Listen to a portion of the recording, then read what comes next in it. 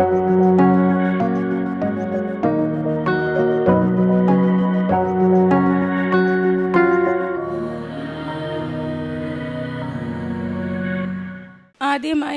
ഞാൻ മാതാവിനോടും ഈശോയോടും നന്ദി പറയുന്നു. എനിക്ക് ഈ അൾത്താരയിൽ വന്ന് നിൽക്കാൻ അമ്മ എനിക്ക് ഭാഗ്യം തന്നു. അമ്മയോട് എൻ്റെ പേര് സൂര്യ. ഞാൻ ആലപ്പുഴ ജില്ലയിൽ വെൺമണി എന്ന സ്ഥലത്തു നിന്ന് വരുന്നു. ഞാൻ അമ്മയെ അറിയാനിടയായത് 9 വർഷത്തിന് മുൻപാണ്. 8 വർഷം കഴിഞ്ഞ് 9 വർഷമായി. അമ്മയുടെ അടുത്ത് അമ്മയോട് ഞാൻ ആദ്യമായി മാപ്പ് ചോദിക്കുന്നു. ഇത്രയും നാൾ ഞാൻ ഇവിടെ ഉടമ്പടി എടുത്തിട്ട് ഞാൻ 2 വർഷം ആകുന്നതേ ഉള്ളൂ. അമ്മയെ ഞാൻ അറിഞ്ഞിട്ട് 9 വർഷമാകുന്നു. എൻ്റെ ഈ മകൻ 6ാം ക്ലാസ്സിൽ പഠിക്കുമ്പോൾ അവന് ഉമ്മനീർ ഗ്രന്ഥിയിൽ ഒരു കല്ലുണ്ടായി. ഞങ്ങളുടെ അടുത്തുള്ള ആശുപത്രികളിലെല്ലാം കൊണ്ടുപോയി. അത് ഒന്നും ചെയ്യാൻ പറ്റത്തില്ലെന്ന് ഡോക്ടർ പറഞ്ഞു. ഞങ്ങൾ കോട്ടയത്തുള്ള ESR എന്ന ഹോസ്പിറ്റലിൽ കൊണ്ടുപോയി. അവിടെ ചെന്നപ്പോൾ ഡോക്ടർ പറഞ്ഞു, അത് റിസ്ക്കാണ്, നമുക്ക് എൻഡോസ്കോപ്പ് ചെയ്യാം, അത് പറ്റിയില്ലെങ്കിൽ നമുക്ക് ഗ്രന്ഥി എടുത്ത് കളയണം, അത് ഈ ചെറുപ്പത്തിൽ ചെയ്യുന്നത് റിസ്ക്കാണ്, ആഹാരമൊക്കെ കഴിക്കാൻ ബുദ്ധിമുട്ടാണ്, സ്കൂളിൽ വിടാനും ബുദ്ധിമുട്ടാണെന്ന് പറഞ്ഞു. ഞാനാണെങ്കിൽ അവിടെ നിന്ന് കരഞ്ഞു ഭയങ്കരമായിട്ട് വിഷമിച്ചു. ഞാനൊരു ഹിന്ദുവാണ്. ഞാൻ ഭയങ്കരമായിട്ട് വിഷമിച്ചു, ഒത്തിരി കരഞ്ഞു. ഇനി ഞാൻ എന്ത് ചെയ്യണം, ഞാൻ ആരെയും വിളിക്കത്തില്ലെന്ന് പറഞ്ഞ് ഞാൻ കരഞ്ഞപ്പോൾ ഒരാൻറ്റി വന്ന് എനിക്ക് മാതാവിൻ്റെ കൃപാസന പത്രം തന്നു. എന്നിട്ട് എന്നോട് പറഞ്ഞു, മകളെ എന്തിനാ മോളെ നീ കരയുന്നത്? ഞാൻ പറഞ്ഞു, എൻ്റെ മോന് ഇന്നതുപോലെ ഗ്രന്ഥി എടുത്ത് കളയണമെന്ന് ഡോക്ടർ പറയുന്നു. അന്നേരം ആ ചേച്ചി പറഞ്ഞു, മോളെ എന്തിനാ നീ കരയുന്നത്? ഇതിലും വലിയ അസുഖങ്ങൾ പരിശുദ്ധി അമ്മ മാറ്റിത്തരുന്നുണ്ട്. നീ അതുകൊണ്ട് അമ്മയെ വിളിച്ച് പ്രാർത്ഥിച്ചാൽ മതി, നിൻ്റെ മകൻ്റെ അസുഖം മാറുമെന്ന് പറഞ്ഞു. ആ പത്രം ഞാൻ വിശ്വാസത്തോടെ വായിക്കുകയും ഞാൻ എൻ്റെ കുഞ്ഞിൻ്റെ അടുത്ത് വെക്കുകയും ചെയ്തു. അടുത്തുള്ള കിടക്കയിൽ കിടന്നവരെല്ലാം ഫ്രൂട്ട്സ് പൊതിയുന്നു, ചോറാണെങ്കിൽ അതിൻ്റെ മേളിൽ വെച്ച് കഴിക്കുന്നു, എല്ലാം ചെയ്യുന്നു. ഞാനത് എടുത്ത് വായിക്കും. അമ്മേ, എൻ്റെ വീട് വെൺമണി ദൂരമാണ്. എനിക്ക് അമ്മ ഈ കൃപാസനം എന്ന് പറയുന്ന ഈ ചേർത്തല എനിക്ക് അറിയത്തില്ല. ഞങ്ങളുടെ വീടിൻ്റെ അടുത്ത് മാതാവെന്ന് പറയുന്ന അമ്മയുണ്ട്, അവിടെ പോയി പ്രാർത്ഥിക്കും. ഞാൻ പറഞ്ഞു, അമ്മയുടെ സ്ഥലം എവിടാണേലും എൻ്റെ കുഞ്ഞിൻ്റെ ഗ്രന്ഥി എടുക്കാതെ കല്ല് തനിയെ മാറുകയാണെങ്കിൽ ഞാൻ അമ്മയുടെ അടുത്ത് എൻ്റെ മോനെയും കൊണ്ട് വന്നേക്കാമെന്ന് പറഞ്ഞു. അത് കഴിഞ്ഞ് വീട്ടിൽ പോകുമ്പോഴും ഞാൻ ആ പത്രം പ്രാർത്ഥിക്കുമായിരുന്നു. തിരിച്ച് ഹോസ്പിറ്റലിൽ വരുമ്പോഴും ഞാൻ പ്രാർത്ഥിക്കുമായിരുന്നു. അത് കഴിഞ്ഞ് ഡോക്ടർ പറഞ്ഞു, റിസ്ക്കാ, നമുക്ക് ഡേറ്റ് തന്നു വിടാം, നിങ്ങൾ അടുത്ത പ്രാവശ്യം വരുമ്പോൾ മോൻ്റെ ഗ്രന്ഥി എടുത്ത് കളയണമെന്ന് പറഞ്ഞു. ഞാൻ മോനെ കുളിപ്പിച്ചു. ഡോക്ടർ വരുന്നതിന് മുൻപ് 7 മണിക്ക് മുമ്പ് അമ്മയും കുട്ടിയും കുളിക്കണം. ഞാൻ മോനെ കുളിപ്പിച്ച് കുഞ്ഞിൻ്റെ അച്ഛൻ്റെ കയ്യിൽ ഏൽപ്പിച്ചിട്ട് ബാത്റൂമിൽ പോയി പൊട്ടിക്കരഞ്ഞു. ബക്കറ്റിൽ വെള്ളമാണെങ്കിൽ പൈപ്പ് കൊണ്ട് തുറന്നു വിട്ടിട്ടാണ്, മറ്റുള്ളവർ കേൾക്കില്ലല്ലോ. ഞാൻ പറഞ്ഞു, മാതാവേ, ആ ചേച്ചി പറഞ്ഞില്ലയോ എൻ്റെ മോൻ്റെ അസുഖം മാറും, മാതാവ് ഇത് മാറ്റിത്തരുന്നില്ല, ഞാൻ ഇനി ആരെയും വിളിക്കത്തില്ല, എല്ലാം കള്ളവാ, ഞാൻ ഇനി ആരെയും വിളിക്കത്തില്ല അമ്മയെന്നും പറഞ്ഞ് പൊട്ടിക്കരഞ്ഞു. ആ സമയത്ത് എൻ്റെ കുഞ്ഞിൻ്റെ കല്ലാണെങ്കിൽ തനിയെ വന്നെന്നുള്ളത് എന്തൊരു അത്ഭുതമാണ്. എൻ്റെ ഭർത്താവിൻ്റെ കയ്യിലോട്ട് അവനത് തുപ്പിയിട്ടു. ചോര വിരണ്ട ഉപ്പുകല്ല് പോലത്തെ കല്ല്. ഞാൻ വിശ്വസിച്ചില്ല. ഞാനത് പൊതിഞ്ഞ് ഡോക്ടറെ വന്നപ്പോൾ അത് ഞാൻ കാണിച്ചു. ബീന എന്ന് പറയുന്ന മേഡം സർജനാണ്. ആ ഡോക്ടറെ കാണാനാണ് എല്ലാവരും ക്യൂ നിൽക്കുന്നത്. ഡോക്ടറെ കാണിച്ചപ്പോൾ ഡോക്ടർ അതിനു മുൻപ് പറഞ്ഞു, 5 ദിവസം കിടന്ന് നിങ്ങൾ ആൻറ്റിബയോട്ടിക്കിൻ്റെ ഇഞ്ചക്ഷൻ എടുത്തിട്ട് പോകണമെന്ന് ഞങ്ങളോട് തലേ ദിവസം പറഞ്ഞ ഡോക്ടർ എന്നോട് പറയുന്നു, ഇതെന്തൊരു അത്ഭുതമാണ്, ഇതെങ്ങനെ സംഭവിച്ചു, നിങ്ങൾക്ക് വെരി ഗുഡ്, ഇന്ന് തന്നെ നിങ്ങൾക്ക് വീട്ടിൽ പോകാമെന്ന് പറഞ്ഞു. ഇപ്പോൾ അവന് 20 വയസ്സാകുന്നു. അത് കഴിഞ്ഞിട്ട് ഞങ്ങൾക്ക് വീടില്ലായിരുന്നു. എൻ്റെ ഭർത്താവ് ഒരു ഡ്രൈവറാണ്, അച്ഛനും അമ്മയും ഉണ്ട്, ഞങ്ങളുടെ കൂടാണ്. ഞങ്ങൾക്ക് ചെറിയ വീടായിരുന്നു. പ്രളയത്തിൽ ഞങ്ങളുടെ വീട് നഷ്ടപ്പെട്ടായിരുന്നു. അത് കഴിഞ്ഞിട്ട് ഞാൻ ഈ പത്രം അത് കഴിഞ്ഞാണ് പ്രളയം വരുന്നതും. ഈ പത്രം കിട്ടിയതിന് ശേഷം ആ പ്രളയം വരുന്നതും. ഞങ്ങളവിടെ അടുത്തുള്ള ഒരു സ്കൂളിലാണ് താമസിച്ചത്. ഞാൻ ആ പത്രം വന്നപ്പോൾ അത് മൊത്തം, അതിന് മുമ്പ് ഞാനൊരു ഡയറിയിൽ എഴുതിയിട്ടിരുന്നു, ഈ എന്നെങ്കിലും പോകണം, എനിക്ക് ഛർദിലിൻ്റെ അസുഖമുള്ളതുകൊണ്ട് ബസ്സിൽ കയറാൻ ഭയങ്കര ബുദ്ധിമുട്ടാണ്. എന്നിട്ട് ഞാൻ ഒരിക്കലും ആ അഡ്രസ്സ് പോകാതിരിക്കാൻ വേണ്ടി ഞാൻ ഡയറിയിൽ സൂക്ഷിച്ച് നമ്മുടെ അലമാരയിൽ സൂക്ഷിച്ച് വെച്ചിരുന്നു. അത് പ്രളയം വന്നപ്പോൾ ആ പത്രം നനഞ്ഞു കുതിഞ്ഞെങ്കിലും ഈ ഡയറിയിലെ അഡ്രസ്സ് ഇപ്പോഴും എൻ്റെ വീട്ടിലുണ്ട്. ഞാനത് തുറക്കുമ്പോഴെല്ലാം പറയും, മാതാവേ ഞാൻ വന്നേക്കാവേ അമ്മയുടെ അടുത്തെന്ന് മാത്രം ഞാൻ പറയുമായിരുന്നു. അത് കഴിഞ്ഞിട്ട് ഞങ്ങൾക്ക് പഞ്ചായത്തിൽ നിന്ന് വീട് കിട്ടി, ലോൺ എടുത്ത് ഞങ്ങൾ 1334 സ്ക്വയർ ഫീറ്റുള്ളൊരു വീട് തന്നു.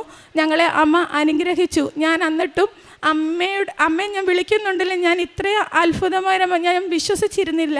അത് കഴിഞ്ഞിട്ട് ഞാൻ ഓരോ ദിവസം കഴിയുമ്പോഴും പോകാമെന്നും പറഞ്ഞിങ്ങനെ നീട്ടിക്കൊണ്ട് വരികയായിരുന്നു. പക്ഷേ അമ്മയെ ഓർക്കും, അലമാര തുറക്കുമ്പോൾ ഡയറി കാണുമ്പോൾ ഞാൻ അമ്മയെ ഓർക്കും, വിളിക്കും, അമ്മയെ ഞാൻ വന്നേളാവേ എന്ന് മാത്രം പറയും. അത് കഴിഞ്ഞിട്ട് ഞാൻ മോന് പനി വന്ന് ഗവൺമെൻറ് ആശുപത്രി മാവേലിക്കര പോയപ്പോൾ ഡോക്ടറിൻ്റെ അടുത്ത് കസാരയിൽ കിടക്കുന്ന കൃപാസന മാതാവിൻ്റെ പത്രം അത് എനിക്ക്, അപ്പം മോൻ എന്നോട് പറഞ്ഞു, അമ്മേ നമ്മൾ മാതാവിൻ്റെ അടുത്ത് പോയിട്ടില്ലല്ലോ എന്ന് പറഞ്ഞു. ഞാൻ ആ പത്രം എടുക്കണമെന്ന് എനിക്കുണ്ടായിരുന്നു, പക്ഷേ പേടി കൊണ്ട് ഞാൻ എടുത്തില്ല. എന്ത് വിചാരിക്കും ഡോക്ടർ, അതെങ്ങനെ എടുക്കൂ? അപ്പോൾ എനിക്ക് മറ്റേ പത്രം നനഞ്ഞു കുതിർന്നത് കൊണ്ട് അത് എടുക്കണമെന്ന് ഭയങ്കര ആഗ്രഹമായിരുന്നു, പക്ഷെ ഞാൻ എടുത്തില്ല. അത് കഴിഞ്ഞ് വർഷങ്ങൾ കടന്നുപോയി. എപ്പോഴും ഞാൻ ഡയറി എടുക്കുമ്പോൾ അമ്മയെ ഞാൻ വന്നോളാമെന്ന് പറയുമായിരുന്നു. അത് കഴിഞ്ഞ് വെച്ച് എൻ്റെ അമ്മായിയമ്മയുടെ ചേട്ടത്തിയുടെ മരുമോള് കൃപാസനത്തിൽ വന്നു. അവിടുത്തെ അമ്മയെ കാണാൻ ഞങ്ങൾ പോയപ്പോൾ ആ ചേച്ചി എന്നോട് പറഞ്ഞു, സൂര്യയെ ഞാനൊരു സാധനം തന്നാൽ നീ മേടിക്കുമോ? ഞാൻ പറഞ്ഞു, ചേച്ചി എന്തുവാ? അപ്പം മാതാവിൻ്റെ ഒരു കെട്ട് സഞ്ചിയിലെ പത്രം എടുത്തുകൊണ്ട് വന്ന് തന്നു.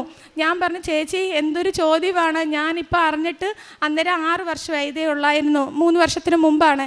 ഞാൻ പറഞ്ഞു, ചേച്ചി ഞാൻ അമ്മയെ അറിഞ്ഞിട്ട് ഇപ്പോൾ 6 വർഷമായി, ഞാൻ എൻ്റെ കാര്യങ്ങൾ പറഞ്ഞു. എന്നെ ചേച്ചി വഴക്കു പറഞ്ഞു, എന്തുകൊണ്ട് സൂര്യ ഇത്രയും ഒരു അനുഭവം ഉണ്ടായിട്ട് പോയില്ല എന്ന് ചോദിച്ചു.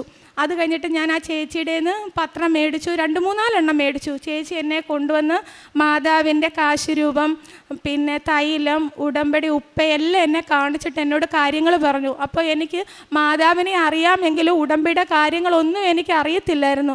അത് കഴിഞ്ഞിട്ട് ഞാൻ വീട്ടിൽ വന്നിട്ട് എൻ്റെ ഭർത്താവിനോട് പറഞ്ഞു, നമുക്ക് മാതാവിൻ്റെ അടുത്ത് പോകണം. അപ്പോൾ ഭർത്താവ് പറഞ്ഞു, നമുക്ക് പോകാം, നിൻ്റെ ഛർദിൽ കാരണമല്ലേ എന്ന് പറഞ്ഞു. അപ്പം ഞാനാണെങ്കിൽ ഡ്രൈവിങ് പഠിക്കാൻ പോയി. അപ്പോൾ എൻ്റെ ഭർത്താവിന് കാറിൻ്റെ ലൈസൻസ് ഇല്ലായിരുന്നു. എൻ്റെ കൂടെ വന്നു മാതാവിൻ്റെ അടുത്ത് പോകാൻ വേണ്ടി ഞാൻ ഡ്രൈവിങ് ഞങ്ങൾ രണ്ടുപേരൂടെ പഠിച്ച്, ഞാൻ 2 വീലറിൻ്റെയാണ്, അണ്ണൻ 4 വീലറിൻ്റെയും പഠിച്ച് ആങ്ങളുടെ വണ്ടിയിലാണ് ഞങ്ങൾ ഇവിടെ ആദ്യമായിട്ട് വരുന്നത്. അത് വരാൻ കാരണവും ഞാൻ എന്നും മാതാവിനോട് വരാമെന്ന് പറയുന്നതല്ലാതെ വരുന്നില്ല. പിന്നെ എൻ്റെ ഭർത്താവിന് 2024 ഡെങ്കിപ്പനി വന്നു കഴിഞ്ഞപ്പോൾ മാവേലിക്കര ആശുപത്രിയിൽ പോയപ്പോൾ ഇവൻ പ്ലസ് ടുവിൻ്റെ പരീക്ഷ ആകാറായിരുന്നു. അന്നേരം ഞാൻ അവിടെ ഇരുന്ന് കരയുക. ഡോക്ടർ പറഞ്ഞ് ഡെങ്കിപ്പനിയാണ്, ഇത് കൂടുതലാണെന്ന് പറഞ്ഞ് ഞാൻ അവിടെ വെല്ലുവായിൽ എനിക്ക് എന്തെങ്കിലും ഒരു കാര്യം പറഞ്ഞാൽ എനിക്കത് ഭയങ്കര സങ്കടമാണ്. എനിക്ക് അത് പിടിച്ച് നിൽക്കാനുള്ള ഇതില്ല, ഞാൻ കരയും. അന്നേരം ഞാൻ കരഞ്ഞുകൊണ്ടിരുന്നപ്പോൾ മോൻ അന്ന് ലൈസൻസ് പോലും ആയിട്ടില്ലായിരുന്നു. ആങ്ങളുടെ കാറും എടുത്തുകൊണ്ടാണ് മോനെ അവൻ്റെ അച്ഛനെയും കൊണ്ട് വന്നത്. പുള്ളിക്ക് വണ്ടി ഓടിക്കാനൊന്നും വയ്യായിരുന്നു. അന്നേരം ഞാൻ കരഞ്ഞുകൊണ്ടിരുന്നപ്പോൾ മോൻ്റെ കയ്യിൽ ഒരു അച്ഛൻ വന്ന് 2 പത്രം കൊടുത്ത്. എന്നിട്ട് എൻ്റെ അടുത്ത് അവൻ വന്നിട്ട് പറഞ്ഞു, അമ്മയെ മാതാവിൻ്റെ പത്രം. അത് വെച്ചിട്ട് ഞാൻ പറഞ്ഞു, മാതാവേ എൻ്റെ ഭർത്താവിനെ ഇവിടെ അഡ്മിറ്റ് ആക്കല്, ദൂരെ എങ്ങും വിടുകയും ചെയ്യല്, കാരണം എനിക്ക് യാത്ര ചെയ്യാൻ ബുദ്ധിമുട്ടാണ്, എൻ്റെ കുഞ്ഞുങ്ങളെയും അവിടെ അച്ഛനും അമ്മയും വയ്യാത്തതാണ്, ഞാൻ എന്ത് ചെയ്യും എന്ന് പറഞ്ഞപ്പോൾ ഡോക്ടർ പിന്നീട് പറഞ്ഞു, നിങ്ങൾക്ക് വീട്ടിൽ പോകാമെന്ന് പറഞ്ഞു. അത് കഴിഞ്ഞിട്ട് അഡ്മിറ്റ് ആക്കിയില്ല, ഞങ്ങൾ വീട്ടിൽ വന്നു. അന്നേരം ഞാൻ പറഞ്ഞു, മാതാവേ ഇത് കഴിയുമ്പോൾ അമ്മയുടെ അടുത്ത് ഞങ്ങൾ വന്നേക്കാമെന്ന് പറഞ്ഞു. അത് കഴിഞ്ഞ് ഡെങ്കിപ്പനി കഴിഞ്ഞ് വീട്ടിൽ തന്നെ റെസ്റ്റ് എടുത്തു. അത് കഴിഞ്ഞപ്പോൾ ശിവന് പരീക്ഷയായിരുന്നു. അത് കഴിഞ്ഞ് ഞങ്ങളുടെ അമ്പലത്തിലെ ഉത്സവം, അതും കഴിഞ്ഞിട്ട് ഈ അടുത്ത ഞായറാഴ്ച എന്തുമായാലും അമ്മയുടെ അടുത്ത് വരുമെന്നും പറഞ്ഞിരുന്നപ്പോഴാണ് ഉത്സവം വന്നത്. അത് കഴിഞ്ഞപ്പോൾ ഞാൻ പറഞ്ഞു, എന്തുവാകട്ടെ അടുത്ത ആഴ്ച മാതാവിൻ്റെ അടുത്ത് പോകുമെന്ന്. ഇവിടെ വന്നു. ആ ഡേറ്റ് ഓർത്തിരിക്കാൻ വേണ്ടിയായിരിക്കും പരിശുദ്ധി അമ്മ ഞങ്ങളുടെ വിവാഹ വാർഷിക വരുന്നു 21/4. ആ 21/4/2024 ഞാൻ എൻ്റെ അമ്മയുടെ ഈ മണ്ണിൽ ഞാൻ കാലുകുത്തുന്നത്. അതെനിക്കൊരു വലിയ അനുഗ്രഹമാണ്. ഞാൻ ഉടമ്പടി എടുത്ത ദിവസവും 21/4/2024. അതിനാണെങ്കിൽ അമ്മ എനിക്ക് ഒത്തിരി അനുഗ്രഹം തന്നതിന് ഒത്തിരി നന്ദിയുണ്ട്. എനിക്ക് എളുപ്പം പറയാൻ പറ്റും ആ ഡേറ്റ്. അത് കഴിഞ്ഞിട്ട് 3 മാസം കൂടി ഇരിക്കുമ്പം പുതുക്കാൻ വരുമായിരുന്നു. അതിനു മുമ്പ് ഒരത്ഭുതം, ഞാനാണെങ്കിൽ ഇവിടെ അന്ന് 21/4/2024 ഇവിടെ വന്നു. ഉടമ്പടി എടുക്കാൻ വന്നതിൽ എൻ്റെ മോനെയും കൊണ്ട് വരാനെ കൊണ്ടാണ് ഞാൻ ഇവിടെ വന്നത്. ഞങ്ങളിവിടെ വന്നു കഴിഞ്ഞപ്പോൾ ഞാൻ ക്യൂവിൽ കയറി നിൽക്കുമായിരുന്നു. എന്തുവാ ചെയ്യേണ്ടതെന്ന് അറിയത്തില്ല. ക്യൂവിൽ കയറി നിന്നു. ഞാൻ ഉടമ്പടി എടുത്തു. മേളിൽ ചെന്ന് ക്ലാസ് എല്ലാം കണ്ടു. അപ്പം മോൻ എന്നോട് പറഞ്ഞു, അമ്മേ ഇവൻ പഠിക്കും, 10ൽ ഫുൾ A+ ആയിരുന്നു. +2 ഇവന് ട്യൂഷൻ ഇല്ലായിരുന്നു. അപ്പോൾ ഇവൻ എന്നോട് പറഞ്ഞു, അമ്മേ എനിക്ക് കെമിസ്ട്രിക്ക് ഭയങ്കര പാടാണ്, എന്നെ അമ്മ ഒന്നും പറയരുത്. അമ്മയാണെങ്കിൽ എനിക്ക് A B+ കിട്ടത്തുള്ളൂ കെമിസ്ട്രിക്കെന്ന് പറഞ്ഞു. ഞാനിവിടെ നിയോഗം വെച്ചിരുന്നു, എൻ്റെ മോന് ഫുൾ A+ കിട്ടണേ, അവൻ ട്യൂഷൻ പോലും ഇല്ലാതെ സയൻസ് എടുത്തേക്കുന്നത്, ട്യൂഷൻ പോലും ഇല്ലാതെ അമ്മ എൻ്റെ ആഗ്രഹമാണ് എന്ന് പറഞ്ഞു. ഇവിടെ വന്നിട്ട് ഞാൻ ഉടമ്പടി എടുത്തു. വീട്ടിൽ ചെന്നു. ഇവൻ്റെ റിസൾട്ട് അറിഞ്ഞു. ഇവനാണെങ്കിൽ, ഞാൻ തൊഴിലുറപ്പിന് പോകുന്ന ഒരു വ്യക്തിയാണ്. ഞാൻ തൊഴിലുറപ്പിന് പോകാൻ നേരത്തെ എന്നോട് പറഞ്ഞു, അമ്മ പോവണ്ട, ഇന്ന് റിസൾട്ട് അറിയുന്ന ദിവസമല്ലേ. ഞാൻ പറഞ്ഞു, ഇല്ല, അമ്മയുണ്ടല്ലോ, പരിശുദ്ധ അമ്മയുണ്ട്, മാതാവുണ്ട്, പിന്നെ എന്തിനാ നീ പേടിക്കുന്നത്? അമ്മേ ഉച്ചയ്ക്ക് വന്ന് കഴിക്കാൻ വന്നപ്പോഴും പറഞ്ഞു, അമ്മേ ഇന്ന് 2 മണിക്ക് റിസൾട്ട് അറിയുമോ, അമ്മ പോകണ്ടെന്ന് പറഞ്ഞു. ഞാൻ പറഞ്ഞു, ഇല്ല മോനെ, അമ്മയുണ്ടല്ലോ കൂടെ എന്ന് പറഞ്ഞു. അങ്ങനെ ഞാൻ പണിക്ക് പോയി. അപ്പോൾ 2:30 ആയപ്പോൾ റിസൾട്ട് വന്നു. അവൻ്റെ അച്ഛൻ പറഞ്ഞു, നമ്മൾ പ്രാർത്ഥിക്കുന്നിടത്തിരുന്ന് മൊബൈലിൽ മോൻ ഫോണ് നോക്കാൻ പറഞ്ഞു. അവൻ അവിടെ മുട്ടുകുത്തി പ്രാർത്ഥിച്ചിട്ട് അവൻ്റെ റിസൾട്ട് നോക്കി. അവന് ഫുൾ A+ ആണ്. ഞാൻ പണി ചെയ്യുന്നിടത്തോട്ട് എന്നോട് വിളിച്ചു പറഞ്ഞു. എനിക്ക് ഒത്തിരി സന്തോഷമായി. പിന്നിൽ എന്നേക്കാളിലും വിശ്വാസം എൻ്റെ ഭർത്താവിനാണ്. അവിടെ ഇരിപ്പുണ്ട് എൻ്റെ ഭർത്താവും മോളും. ഭയങ്കര വിശ്വാസമാണ്. ആദ്യം ഞാനാണെങ്കിൽ ഉപവാസം എടുക്കുമായിരുന്നു, ഇപ്പോഴും എടുക്കുന്നുണ്ട്. അന്നേരം ആഴ്ചയിൽ എടുക്കുമ്പോൾ എന്നോട് ചോദിക്കും, എടി എല്ലാ ആഴ്ചയിലും എടുക്കണമെന്ന് ചോദിക്കും. ഞാൻ പറഞ്ഞു, അതെൻ്റെ ഒരു ആഗ്രഹം, ഒരു ദിവസം അമ്മയ്ക്കായിട്ട് ഞാൻ മാറ്റി വയ്ക്കുകയാണെന്ന് പറഞ്ഞു. അങ്ങനെ ഞാനാണെങ്കിൽ ഉപവാസം 1 വർഷം തെറ്റിക്കാതെ ഞാൻ എല്ലാ ആഴ്ചയിലും എടുക്കുമായിരുന്നു. BP ഉള്ള കൂട്ടത്തിലാണ്. ഞാനാണെങ്കിൽ അന്നത്തെ ദിവസം ഗുളിക കഴിക്കത്തില്ലായിരുന്നു. അതും ഒരു അത്ഭുതം. ഞാൻ ഗുളിക കഴിക്കാതെ എനിക്ക് ഹൈ ലെവൽ BP അടിയിലെതിരും ഡോക്ടർ പറഞ്ഞു ഈ പ്രായത്തിലെ കഴിക്കേണ്ടെന്ന് പറഞ്ഞ് 4 വർഷം കൊണ്ട് ഞാൻ ഗുളിക കഴിക്കുകയാണ്. ഇപ്പം എനിക്കാണെങ്കിൽ താഴത്തതിലും മേളത്തിലും BP കുറവാണ്. ഞാൻ ഗുളിക കഴിക്കാതെ ഡോക്ടറെ അടുത്ത് ചെല്ലുമ്പോഴും അത് ഭയങ്കര ഒരു അത്ഭുതം തന്നെയാണ്.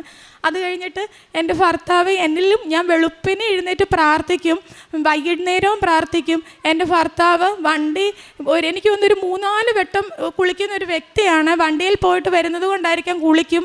അപ്പോഴെല്ലാം അമ്മയുടെ അടുത്ത് നിന്ന് പ്രാർത്ഥിക്കും. ആ പ്രാർത്ഥന എന്നിലും വിശ്വാസമാണ്. എനിക്കതിൽ ഏറ്റവും കൂടുതൽ സപ്പോർട്ടും ചെയ്യുന്നുണ്ട്. ഒത്തിരി ഇതാണ്. വന്നിട്ട് പുള്ളിക്കാരനാണെങ്കിൽ മാതാവിൻ്റെ അടുത്ത് നിന്ന് എപ്പോഴും പ്രാർത്ഥിച്ചിട്ടേ ആഹാരം കഴിക്കത്തുള്ളൂ. എന്നിട്ട് ഞാൻ ഇച്ചിരി വൈകുന്നേരം താമസിക്കുവാണെങ്കിൽ ചോദിക്കും, നീ പ്രാർത്ഥിക്കുന്നില്ലയോ എന്ന് പറയും. അങ്ങനെ പുള്ളി ഭയങ്കര സപ്പോർട്ടാണ്. എന്നാൽ നിനക്ക് പള്ളിയിൽ പോകേണ്ടത് നേരത്തെ പറയണം എന്ന് പറഞ്ഞ് ഞങ്ങളൊരു ഡേറ്റ് എടുക്കും. കാരണം ഓട്ടം വിളിക്കുന്നവരോട് വരത്തില്ല എന്ന് പറയാനെ കൊണ്ട്.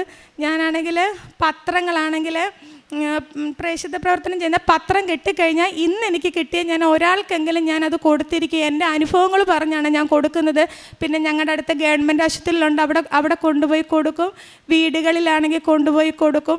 പിന്നെ ഞാനാണെങ്കിൽ കാരുണ്യപ്രവൃത്തി എന്ന് പറഞ്ഞാൽ നേരത്തെ തൊട്ടേ ഉള്ളൊരു സ്വഭാവമാണ്. ആരെങ്കിലും വന്നു കഴിഞ്ഞാൽ ഭക്ഷണം കൊടുക്കും. ഒരച്ഛൻ അവിടെ സൈക്കിളിൽ മീൻ കച്ചവടമായിട്ട് വരും. പണ്ട് മുതലേ ഉള്ളതാണ്. ഞാൻ വരുന്ന ഉടനെ വേണ്ടാന്ന് പറഞ്ഞാലും രാവിലത്തെ കഴിക്കാനുള്ളതായാലും വെള്ളയിലും എല്ലാം ഞാൻ അച്ഛന് കൊടുത്തിട്ട് അതുപോലെ തന്നെ ഇപ്പോഴും വീട്ടിൽ വരുന്ന ആര് വന്നാലും വിശന്ന് വന്നാലും അവർക്ക് കഴിക്കാൻ കൊടുക്കും. ഞാൻ വേണ്ടാന്ന് പറഞ്ഞാലും ഞാൻ കൊടുക്കും, വെള്ളവും കൊടുക്കും. നമ്മുടെ കയ്യിലുള്ളതുപോലുള്ള പൈസ ഇതിന് പിശയ്ക്ക് വന്നാലും കൊടുക്കും. പിന്നെ പൊതിച്ചോറുകളാണെങ്കിൽ നേരത്തെ 2 പൊതിച്ചോറ് കൊടുത്തിരുന്ന 10 പൊതിച്ചോറാക്കി എൻ്റെ കൈ കൊണ്ട് തന്നെയാണ് അത് തനിയെ വെളുപ്പിനെ എണ്ണീറ്റിട്ട് ഞാനതുണ്ടാക്കി കൊടുക്കുന്നത്. അച്ഛൻ്റെ ധ്യാനം കൂടാറുണ്ട്. ഒരു ഫോണേ ഉള്ളൂ എങ്കിലും ഹസ്ബൻഡാണെങ്കിൽ ജോലി കഴിഞ്ഞ് വരുമ്പോൾ അച്ഛൻ്റെ ധ്യാനം ഞാൻ കാണാറുണ്ട്.